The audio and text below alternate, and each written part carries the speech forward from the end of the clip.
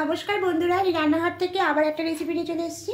আজকে বানাবো একদম রেস্টুরেন্টের মতো পকোড়া, মানে চিকেন পকোড়া বানাবো। তার জন্য একটু বোনলেস চিকেনগুলো নিয়েছি, 7 পিস নিয়েছি, 1 পিস করে।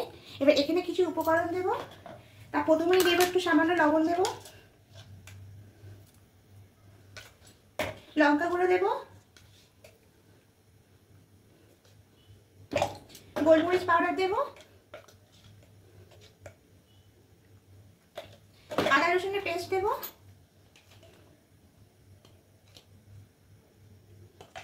এবার এখানে দেবো ভিনিগার দেবো, 2 চামচ ভিনিগার দেবো। আপনারা এখানে পাতিলেবুর রসটা দিতে পারেন। চিলি সস দেবো,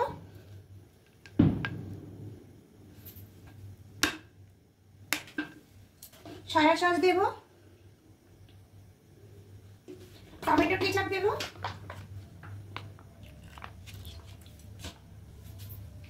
আর দেবো এখানে চালের গুঁড়ি দেবো। এখানে 4 চামচ মতো চালের গুঁড়ি দিয়েছি। আর ময়দা দেবো,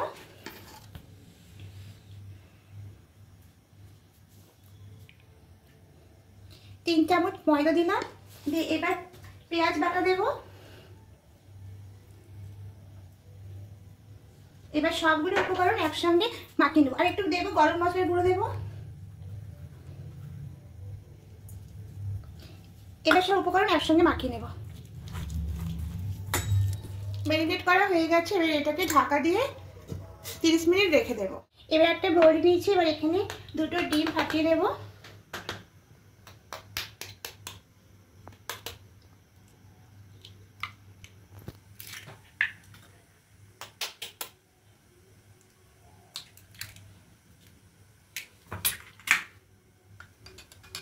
একটু মিশিয়ে নেব।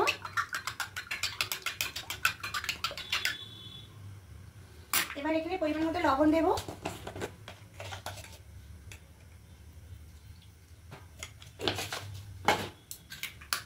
লবণ দিয়ে খুব ভালো করে মিশিয়ে নেব। এবার এই ডিমের মিশ্রণে কর্নফ্লাওয়ার দেব। এটা পরিমাণটা বলছি না, মানে যতটা লাগবে নেওয়া যাবে। প্রথমে 4 চামচ নিলাম। এবার খুব ভালো করে মিশিয়ে নেব। খুব ভালো করে দেখুন এভাবে মিশিয়ে নিয়েছি। এদিকে ম্যারিনেট করা চিকেনটা খুলে ঢাকাটা খুলে নেব।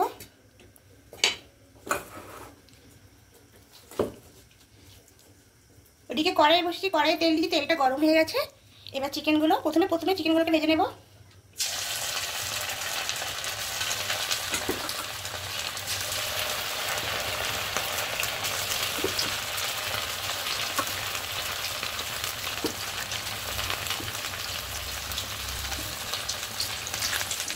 এবার এই পিঠটা উল্টে নেব।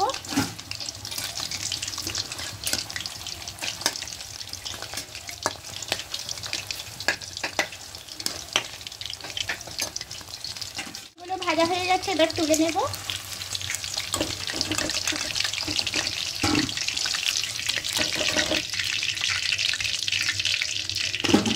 এবার বাকিগুলো দিয়ে দেব।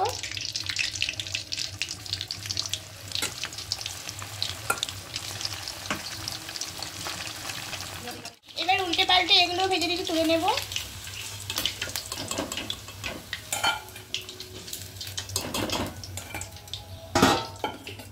এই যেগুলো ঠান্ডা আছে এগুলো আগে করব। কর্নফ্লাওয়ারের মধ্যে ডিম আর কর্নফ্লাওয়ার ডোবাবো এভাবে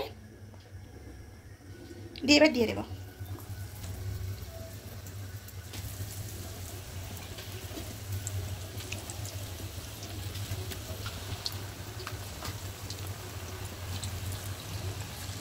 এবার এই পিঠটা উল্টে নেব।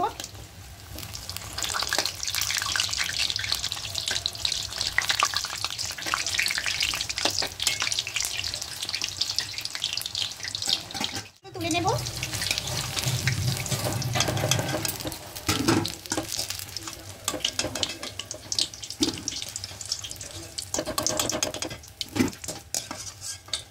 বাকিগুলোটি এইভাবে করে নেব।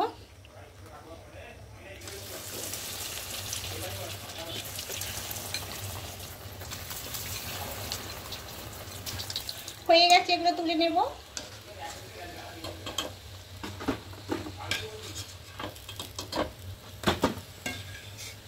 এগুলোকে তুলে নেব।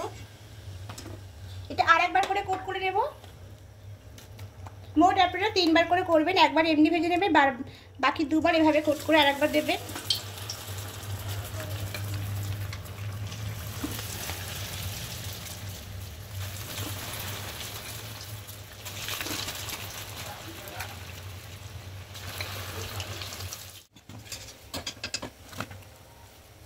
সবগুলো ভাজা হয়ে গেছে।